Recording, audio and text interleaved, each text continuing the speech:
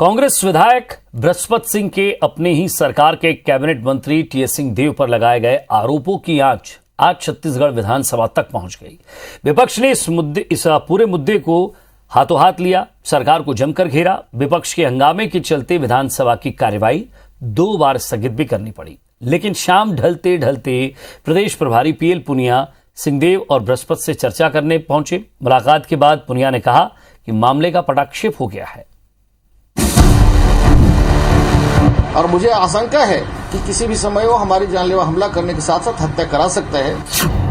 ऐसे लोगों के खिलाफ या तो सोनिया जी राहुल जी से अपील करते हैं, दहशत और गुर्दागर्दी और आतंक फैलाने वाले मंत्रियों को कान पकड़ के सरकार से बाहर कर देना चाहिए ताकि कांग्रेस की छवि बना रहे। रामानुजगंज से कांग्रेस विधायक बृहस्पत सिंह का ये बयान शनिवार को उनके काफिले पर हुए हमले के बाद सामने आया।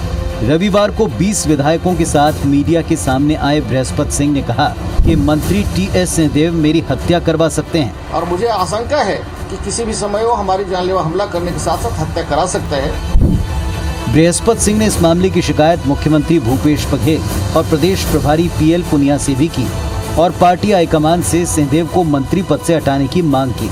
बृहस्पत सिंह ने दावा किया कि मुख्यमंत्री बघेल की तारीफ करने के कारण उन पर हमला हुआ। इस पर मंत्री टीएस सिंहदेव ने कहा, भावनाओं में आकर उन्होंने ऐसी बात कही होगी। जनता मुझे जानती है, हो सकता है मेरे से उनकी नाराजगी हो। कोई बात मन में आ भी जाए अगर तात्कालिक, तो बातचीत करके सारी चीज निराकृत भी हो जाए। खुद जितना अपने आप को नहीं जानता, मेरे से उससे ज्यादा लोग जानते हैं मेरे बारे में, तो उसके आगे बहुत कुछ कहने को नहीं है।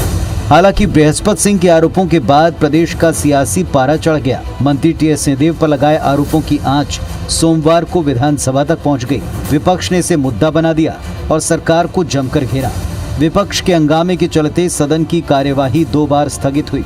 बीजेपी नेताओं ने तंज कसा कि 2.5 साल आते आते कांग्रेस पूरी तरह विभाजित हो गई है। हमले को दुर्भाग्यजनक बताते हुए बीजेपी नेताओं ने विधानसभा समिति से इस पूरे मामले की जांच की मांग की।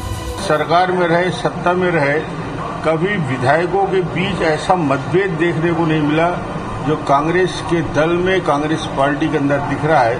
ये मैं कह सकता हूं कि राजनीतिक दृष्टि से जो आज कांग्रेस की हालत है पूरी तरीके से विभाजित है और 2.5 साल आते आते उसका स्वरूप दिख रहा है। सत्ताधारी दल के वरिष्ठ विधायक और सत्ताधारी दल के वरिष्ठ मंत्री के ऊपर में ये आरोप लगाना कि मुख्यमंत्री बनने के लिए मेरी हत्या करा रहे हैं, वास्तविक में छत्तीसगढ़ की राजनीति को कलंकित करने वाली बात है। अब जो बृहस्पति सिंह कांग्रेस के विधायक हैं, वो खुद स्वास्थ्य मंत्री के ऊपर आरोप लगा रहे हैं कि हमको जान से मरवा देगा।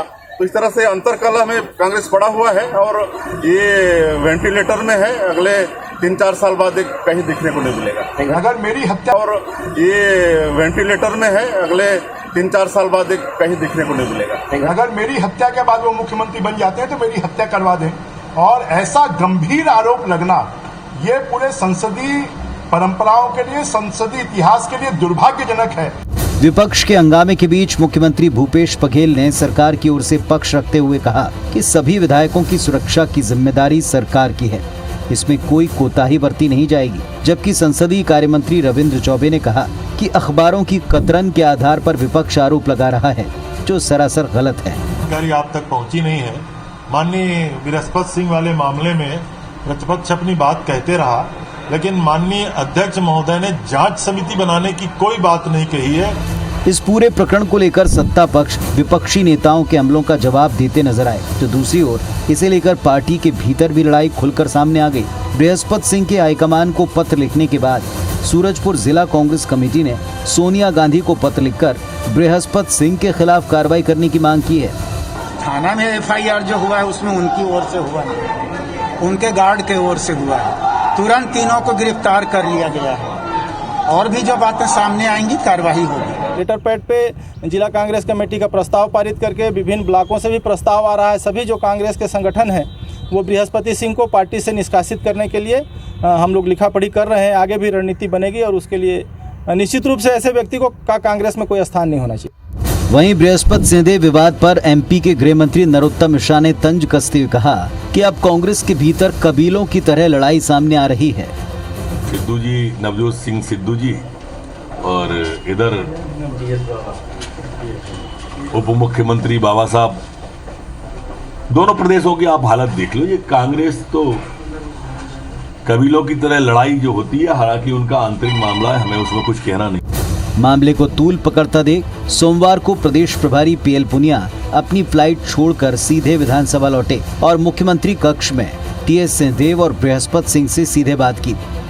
वो बात खत्म हो चुकी है ना, वो बात अब नहीं है, क्योंकि एफआईआर दर्ज की थी, उस पर कार्रवाई हो चुकी है और अब दोनों तरफ से कोई बात कही नहीं जा रही है, तो मामला समाप्त हो चुका है। चंदास महंत जी से मिलने आए हैं।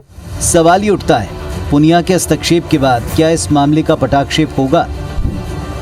क्योंकि विपक्ष के तेवर बताते हैं कि लंबे समय बाद उन्हें मजबूती से चल रही कांग्रेस सरकार के खिलाफ कुछ बोलने का बड़ा मौका मिला है, और वो भी कांग्रेस के भीतर से एक कद्दावर मंत्री और आदिवासी विधायक से जुड़े हुए मामले में।